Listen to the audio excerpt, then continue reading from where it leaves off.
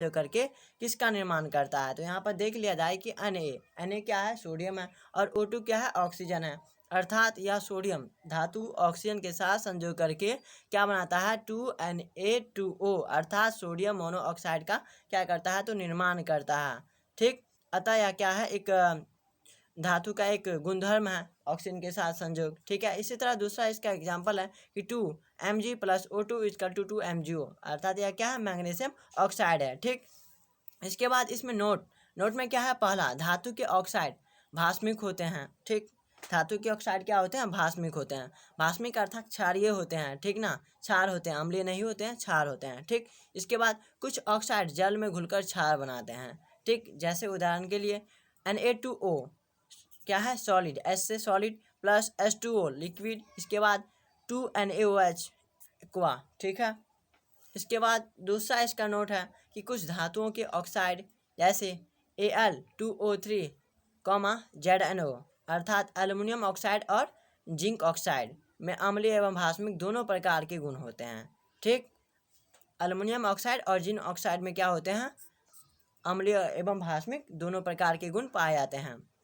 तो इस प्रकार के जो धातु होते हैं वे द्विधर्मी ऑक्साइड कहलाते हैं। ठीक, इस प्रकार के जो ऑक्साइड होते हैं वे द्विधर्मी ऑक्साइड कहलाते हैं। यहाँ तो क्लियर है। इसके बाद तीसरा इसका पॉइंट है कि ये अम्ल और भस्म दोनों के साथ अभिक्रिया करके क्या बनाता है, ZnCl2 और H2O का निर्माण करता है। उदाहरण के लिए तौर पर देख लिया जाए कि ZnO + 2HCl = ZnCl2 + H2O। Okay, यहाँ तक तो क्लियर है। इसके बाद दूसरा गुणधर्म है जल के साथ अभिक्रिया अर्थात धातु जल के साथ अभिक्रिया कर हाइड्राइड का निर्माण करता है। ठीक है, नोट, पहला ठंडे जल के साथ कुछ धातु ऐसे होते हैं जो ठंडे जल के साथ अभिक्रिया करते हैं, जैसे सोडियम, मैग्नीशियम और कैल्शियम। ये 3 ऐसे धातु हैं जो केवल ठंडे जल के साथ अभिक्रिया करते हैं। ठीक है, और कुछ धातु ऐसे भी होते हैं जो ठंडे जल के साथ अभिक्रिया नहीं करते हैं। ठीक है, ये भाप के साथ अभिक्रिया करते हैं। ठीक है, उदाहरण के तौर पर जैसे मैग्नीशियम, आयरन और जिंक, ये क्या है, ठंडे जल के साथ अभिक्रिया नहीं करता है। ठीक है, लेकिन जब इसे भाप के साथ अभिक्रिया कराया जाता है तो यह आसानी से करता है।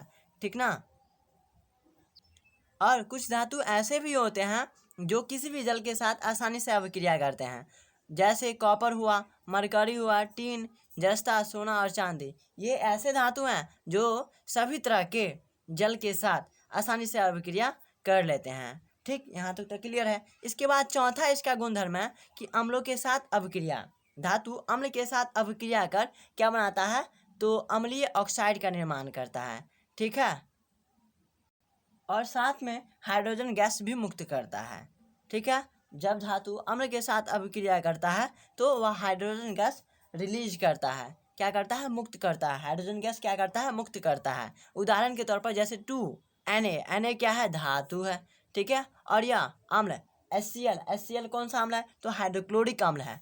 हाइड्रोक्लोरिक अम्ल के साथ जब सोडियम का अभिक्रिया कराया जाता है तो 2NaCl + H2O का निर्माण होता है। H2O रिलीज होता है, यहाँ पर गैस, हाइड्रोजन गैस क्या होता है, उत्सर्जित होता है। ठीक है, इसके बाद चौथा और लास्ट इसका गुणधर्म है कि धातु की अन्य धातुओं के साथ लवण के विलयन के साथ अभिक्रिया अर्थात धातु अन्य धातुओं के लवण के विलयन के साथ अभिक्रिया करते हैं। उदाहरण के लिए जैसे Zn क्या है, जस्ता धातु है, और CuSO4 क्या है, लवण है। यह इसके साथ अभिक्रिया कर ZnSO4 + Cu का निर्माण करता है। यहाँ तक तो क्लियर है। आशा है कि आपको इतना कुछ समझ में आ गया होगा। यदि आपको यह वीडियो अच्छा लगा हो तो प्लीज़ इसे लाइक, शेयर और कमेंट जरूर कीजिएगा। और हाँ, एक महत्वपूर्ण बात, यदि आपको क्लास 10th मैट्रिक परीक्षा की बेहतर तैयारी करनी है तो हमारे चैनल AS Study 99 को सब्सक्राइब करें। नोट, हमारे इस चैनल पर गणित, विज्ञान, रसायन शास्त्र, जीव विज्ञान, भौतिकी, सामाजिक विज्ञान, हिंदी, मैथिली का बहुत ही विस्तृत ढंग से तैयारी कराया जाता है।